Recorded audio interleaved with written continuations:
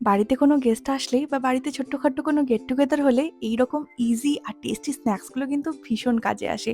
আমরা খুব সহজেই একদম ঝটপটভাবে এই স্ন্যাক্সগুলো বানিয়ে ফেলতে পারি। তো চলো আজকে তোমাদের সাথে একটা দারুণ স্ন্যাক্সের রেসিপি শেয়ার করছি। বানাচ্ছি ক্রিসপি এগ ললিপপ। তার জন্য এখানে নিয়ে নিয়েছি 4 টে সেদ্ধ ডিম। এই সেদ্ধ ডিমগুলোকে একটা গ্রেটারের সাহায্যে গ্রেট করে নেব। আমি এখানে 4 টে ডিমের এগ ললিপপ বানাচ্ছি। 4 টে ডিম দিয়ে কিন্তু বেশ অনেক কটা এগ ললিপপ হয়ে যাবে। তো আমার এখানে গ্রেট করা হয়ে গেছে। এবার এর মধ্যে আমি দিয়ে দেবো কিছু সবজি। যেমন আমি এখানে প্রথমেই দিয়ে দিচ্ছি একটু পেঁয়াজ কুচি। পেঁয়াজটাকে একদম ছোট, ছোট করে কুচি করে নিয়েছি। তারপর নিয়েছি এখানে একটু ক্যাপসিকাম কুচি, দিয়ে দেবো একটু রসুন কুচি, দিয়ে দেবো একটু আদা কাঁচা লঙ্কা কুচি, দিয়ে দেবো একটু ধনেপাতা কুচি, আর দেবো একটু স্বাদ মতো নুন, একটু লঙ্কার গুঁড়ো, একটু ধনে গুঁড়ো, একটু গরম মসলার গুঁড়ো, আর দিয়ে দিচ্ছি 1 চামচের মতো ময়দা বাইন্ডিং এর জন্য।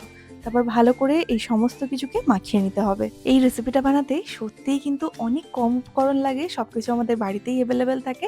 সেগুলো দিয়ে একদম ঝটপট এটা বানিয়ে ফেলা যায়। তো আমার এখানে এটা ভালোভাবে মাখানো হয়ে গেছে। এবার অল্প, অল্প করে এই পুরটাকে নিয়ে হাতের সাহায্যে বল বানিয়ে নেব। আমি যেহেতু এখানে এগ ললিপপ বানাচ্ছি তার জন্য এটা গোল, গোল শেপে বানাচ্ছি।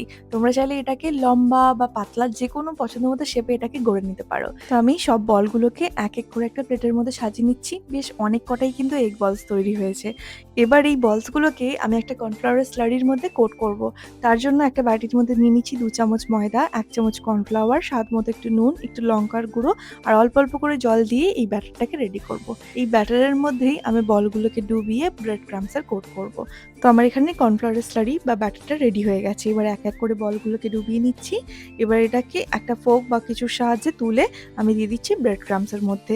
এবার ভালোভাবে এটাকে কোট করে নেব। আমি যেহেতু এখানে প্যানকো ব্রেড ক্রাম্ব ইউজ করছি তাই এটা একবার কোট করলেই এনাফ হয়ে যাবে। তোমরা চাইলে এটাকে ডাবল কোট করতে পারো, তবে কোটিংটা বেশ মোটা হয়ে যাবে তার জন্য। তো এইভাবে সেম প্রসেসে আমি সব বলসগুলোকে রেডি করে নিচ্ছি।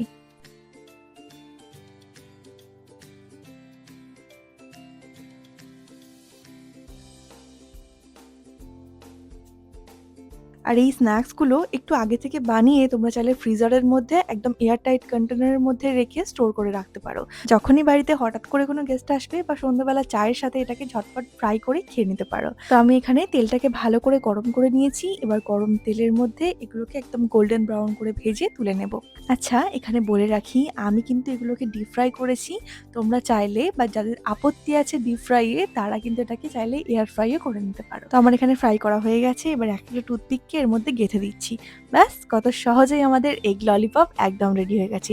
এটা একটু টমেটো কেচাপ বা মেয়োনিজের সাথে খেতে ভীষণ ভালো লাগে।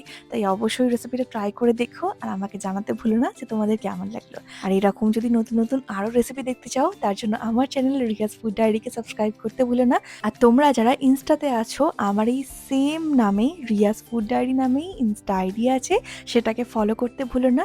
আমি একদম নতুন, নতুন একটা আইডি ক্রিয়েট করেছি, তাই তোমরা সবাই প্লিজ একটু ফলো করে দিও। আজ এইটুকুই, দেখা হবে আবারও কাল নতুন রেসিপি নিয়ে। সবাই খুব ভালো থেকো। টাটা।